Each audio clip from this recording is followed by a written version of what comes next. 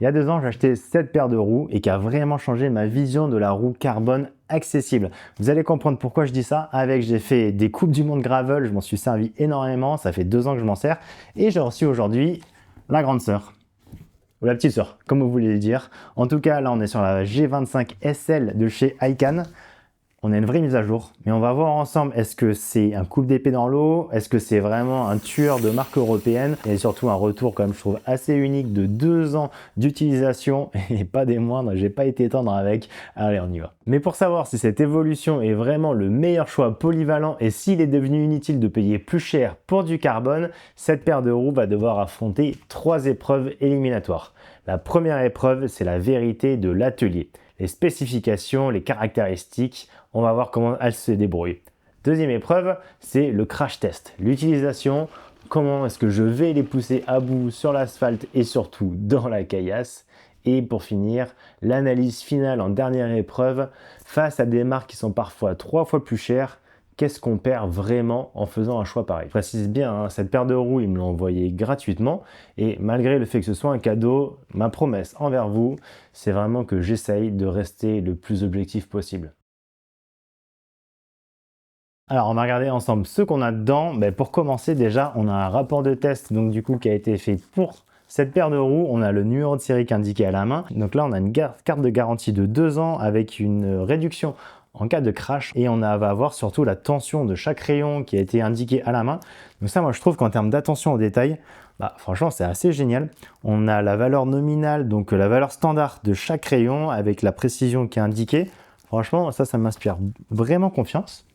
Et à l'intérieur, on va également avoir donc du coup le fond de jante avec 2 paires de valves qui sont dedans. Au passage, donc on y est, le tubeless, le fond de jante, il faut le changer régulièrement. Je le dis parce que chez DT Suisse, ils préconisent de le changer tous les 6 mois. Je sais que personne ne le fait, mais regardez quand même, des fois le fond de jante il va se détériorer et ça peut causer des vrais problèmes. On en parlera un petit peu plus tard dans la vidéo. Alors, je vais les tirer tout doucement, on va les sortir du carton. Hop. Ça va bien venir. Et incroyable. Et là, on est présenté avec le détail. C'est tout joli. Franchement, une paire de roues neuves, c'est quand même magnifique. Et là, ouais, ça commence vraiment à être léger. Donc là, on est sur des paires de roues gravel. On va voir les specs ensemble plus en détail. Et on est sur un perçage asymétrique. Ah, c'est super intéressant ça, j'avais pas remarqué. Ok, c'est vraiment de la belle ingénierie, c'est bien fait quand même. Là d'ailleurs, en passage, on a encore, vous voyez, des marques. Donc là, QC pass, donc ça, c'est-à-dire contrôle qualité a été effectué. Là, ici, on a un QR code, ça c'est trop bien, ça c'est de la data matrix avec le numéro de série, le numéro de modèle et on a le poids mesuré du coup de la jante. Donc là, c'est 410 grammes, 24 têtes de rayon en termes de perçage. Donc ça, c'est franchement très propre. Et là, vous voyez ce que je vous disais, je ne sais pas à quel point ça se rend à la caméra, on a un trou qui est ici, un trou qui est un peu plus de ce côté, et en fait, chacun va être alterné. Donc là, on a des trous de perçage qui sont, vous voyez, qui ne sont pas symétriques, staggered, qui sont en zigzag. Et ça permet du coup, en fait, d'être plus en face de la tête de rayon, mais surtout d'avoir une bonne, comment dire, une bonne incidence sur l'angle du rayon. Ça, c'est très intéressant, c'est bien fini. Bon, maintenant qu'on a fait ce petit unboxing, qu'on a vu ce qu'il y avait à l'intérieur de la boîte, ainsi de suite, on va faire le tour des caractéristiques. Et là, c'est très intéressant, parce que cette paire de roues, elle était pensée avant tout pour le gravel, c'est pour ça qu'elle s'appelle G. G25, c'est le niveau de gamme chez Aikan. Et SL, parce que c'est une nouvelle version qui est SL comme super light par rapport à l'ancienne version qui est juste ici. La marque Aikan, pour en parler un petit peu, c'est une marque qui est vraiment reconnue dans le milieu, c'est une marque chinoise qui existe depuis pas mal d'années maintenant. Moi, je les ai achetés il y a 2 ans. Donc vous voyez, déjà à l'époque, quand j'ai fait le choix, je suis quelqu'un de plutôt raisonné, c'était déjà une marque sérieuse. Aujourd'hui, ils sont encore mieux établis. Ce qui est intéressant, c'est qu'ils ont des entrepôts en Europe. Donc quand je les avais commandés, je les avais payés, j'ai regardé la facture, hein, je les avais payés 750 €, frais de port compris, livrés chez moi. Et elles avaient été livrées du coup en 4 ou 5 jours, étant donné que l'entrepôt, il était en Europe juste à côté. Très bien. On va passer aux caractéristiques quand même, c'est ça qui nous intéresse. On va voir si ça vaut le coup de les acheter, est-ce que c'est quand même une bonne paire de roues. On a une construction en carbone, des rayons en acier et des moyeux qui sont fabriqués maison, enfin avec un design interne en tout cas. La hauteur de jante est de 50 mm et on a des jantes accrochées. Alors ça c'est top. Ça permet en tant qu'utilisateur d'éviter de faire des erreurs qui peuvent entraîner des accidents. Les jantes sans crochet, hookless, c'est un long débat. Moi je vous conseille quand même toujours de rester sur les jantes accrochées. Là on a une largeur intérieure qui est de 25 mm et on a une largeur extérieure qui est de 31,3 mm.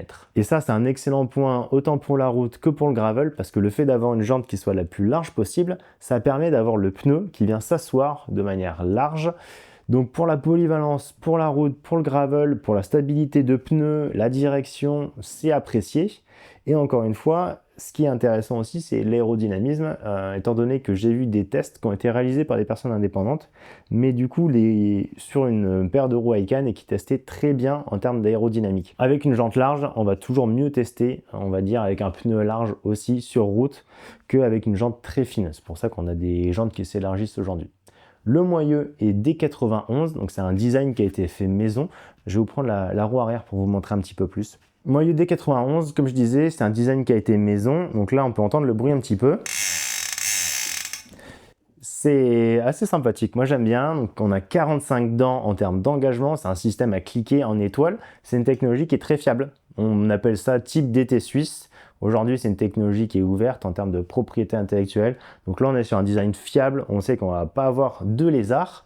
Et j'aime beaucoup le détail sur l'usinage au niveau des cannelures de ce moyeu.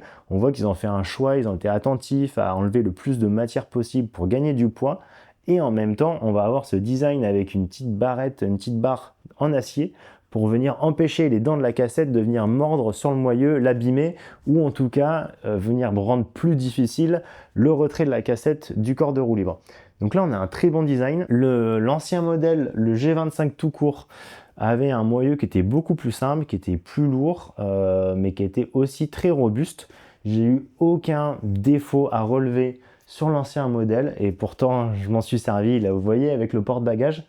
Ça, c'est la version vélo taf. Je m'en suis servi tous les jours pendant des années, en gravel, sur des coupes du monde, pour le plaisir, en bikepacking, en vélo taf. Et là, je vous assure, les trottoirs, je les saute pas toujours de manière très très propre. Donc des fois, la roue, elle a atterri pile poil sur le trottoir, elle a pris des éclats assez impressionnants et elle a jamais bronché. Bon, fin de la partie, on retourne sur les nouvelles roues. Elles ont des rayons en acier. Honnêtement, à 700 €, c'est normal, mais ce sont des rayons Sapim CX-Ray. Donc là, c'est, pour ceux qui ne connaissent pas, c'est le haut de gamme des rayons. C'est ce qui se fait de mieux. Et on va avoir des écrous qui s'appellent Secure Lock, en fait, qui viennent éliminer le système ou le phénomène de desserrage par rotation des écrous, des têtes de rayons. Donc ça, c'est très bien. On va avoir des roulements en acier SCS pour le moyeu, très bien, il ne faut pas plus. Les rayons sont captifs sur la paire de roues, et ça c'est très bien parce que ça veut dire que si jamais on a un rayon qui vient casser malencontreusement, et bien en fait les autres rayons vont pouvoir rester dans la paire de roues. On ne va pas avoir un crash malencontreux, c'est beaucoup plus sécuritaire. Le poids de cette paire de roues, on est à 1350 grammes pour la paire de roues. C'est très léger, hein. On parle de 50 mm de profil sur des roues carbone. 50 mm, 1350 grammes, c'est vraiment léger et c'est pas quelque chose qu'on aurait pu même imaginer dans le haut de gamme il y a encore quelques années. Aujourd'hui, le très haut de gamme va faire plus léger sur des roues gravel. Attention quand même, hein, ça va être compliqué généralement de tomber en dessous. Le petit détail sécurité, moi qui me plaît énormément, c'est qu'on a des évents de compression ou de drainage. Alors ça, c'est génial pour ceux qui ne connaissent pas. En fait, si jamais on vient avoir de manière malencontreuse le fond de jante qui vient casser, en fait, tout l'air ferait irruption dans la jante. Et si on n'avait pas ces évents, si on n'avait pas ces orifices pour laisser l'air sortir de la jante, en fait, la jante viendrait exploser de manière catastrophique. Ça arrive. Et je vous invite à vraiment faire gaffe et à ne jamais acheter une paire de roues qui n'a pas ce petit évent de décompression pour l'air. Au niveau des bons points, on a vu que dans la boîte, cette paire de roues est fournie avec directement ses valves tubeless et avec le fond de jante, on a juste à l'installer soi-même. Ça prend environ 100 minutes si on n'est pas trop expérimenté. ça peut aller un peu plus vite sinon. Et le claquage avec le tubeless, il est très facile. Par contre, il faut avoir une cuve à air. Ça, c'est pareil pour tout le monde. Soit vous avez un compresseur, soit vous avez une cuve à air. La Zefal est très bien, je vous la recommande. Je vous mettrai le petit lien en description si ça vous intéresse. Moi, c'est ce que j'utilise. Et on va passer maintenant à la deuxième épreuve, le crash test en terrain. Qu'est-ce que j'en ai pensé?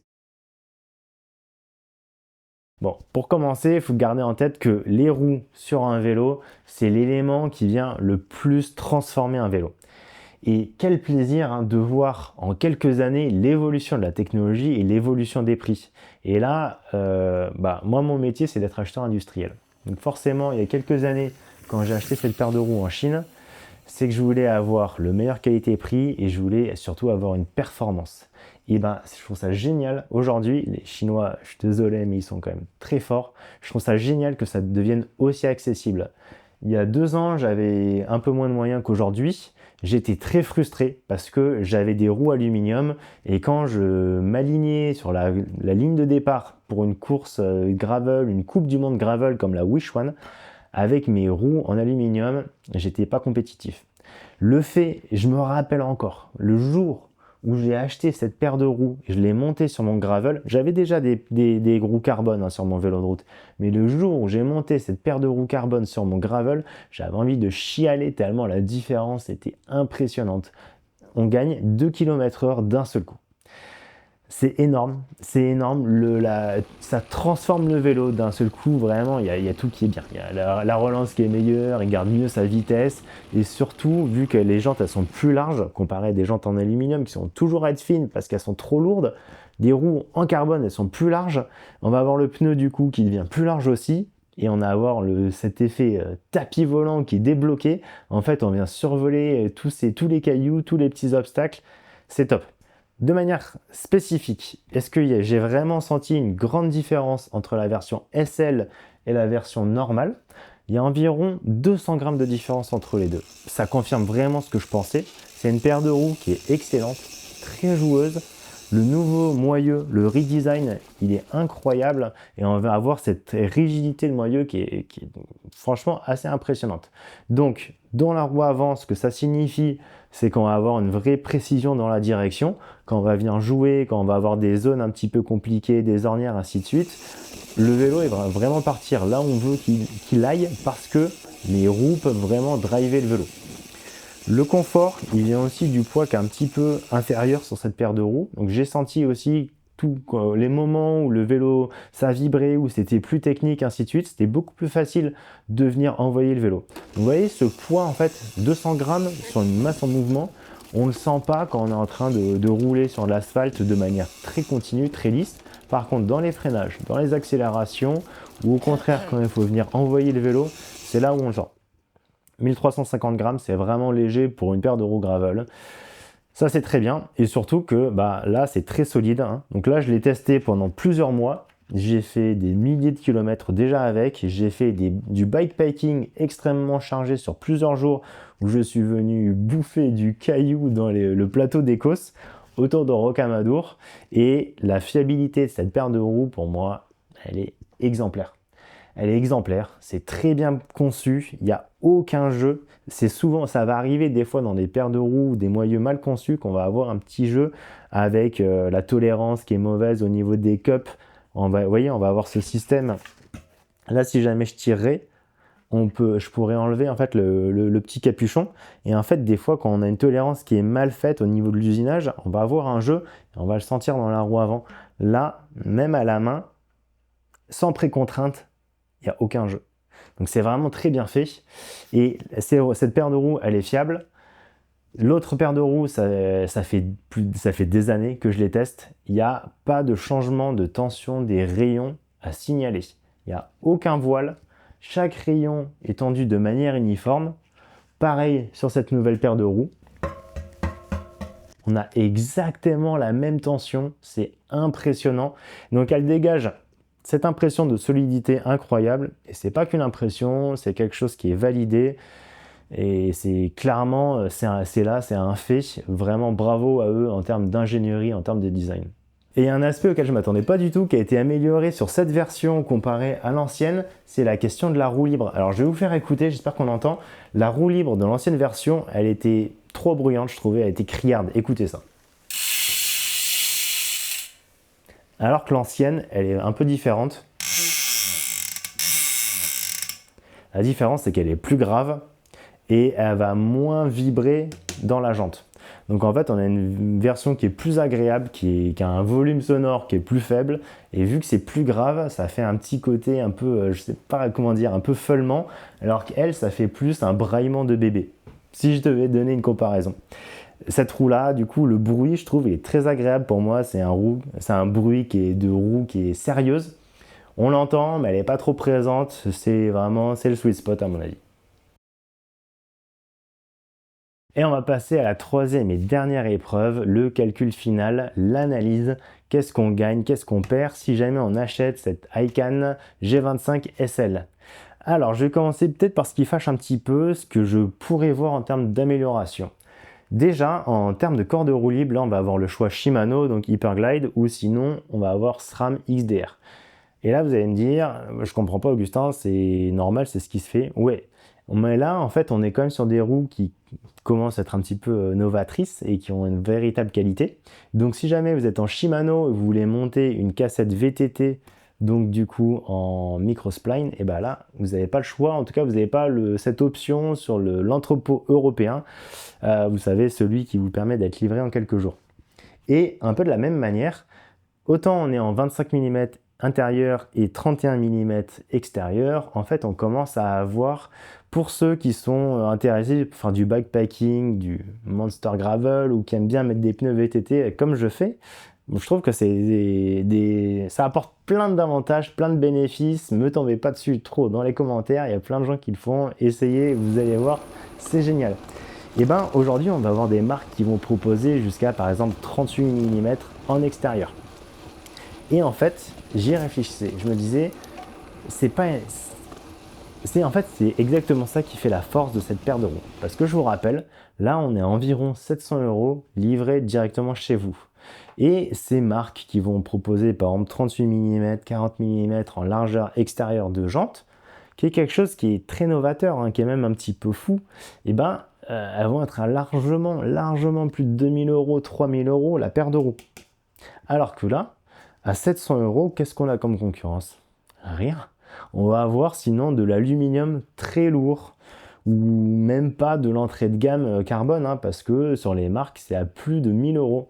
Et cette entrée de gamme carbone à plus de 1000 € chez les concurrents, désolé, mais il est nul. On va pas avoir des rayons acier très haut de gamme, on n'aura pas les verrous d'anti-desserrage, on n'aura pas ce design maison hyper canon franchement sur le moyeu, on n'aura pas une telle qualité de jante avec les évents de décompression, tout ce qui fait que pour moi c'est des gages qualité et je les ai testés pendant 2 ans ces roues, je les ai testés, la marque elle est là, elle est fiable, la garantie d'ailleurs elle est de 2 ans également, donc en fait cette évolution technologique et l'accessibilité de ce produit, bah, franchement je trouve que c'est fantastique. Je trouve que c'est fantastique qu'on puisse avoir ça aujourd'hui. On a des marques outsiders qui arrivent, qui tapent très fort.